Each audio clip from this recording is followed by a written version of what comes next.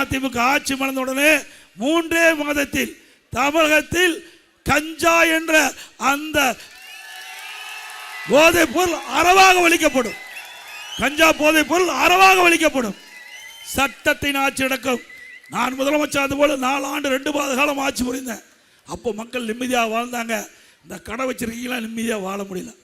Test பர்ச்சேஸ்னு அதிகாரி உள்ள போய் ஏதாவது குழப்பம் பண்ணி அதில் லஞ்சம் வாங்குறாங்க.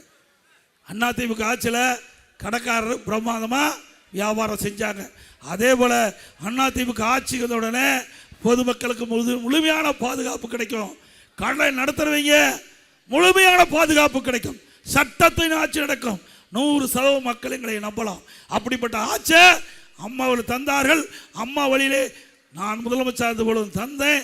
அப்படிப்பட்ட ஒரு நல்ல ஆட்சி தமிழகத்திலே மலர வாக்களிப்பி இரட்டை சின்னத்திற்கு என்று அன்போடு நேரத்தில் கேட்டு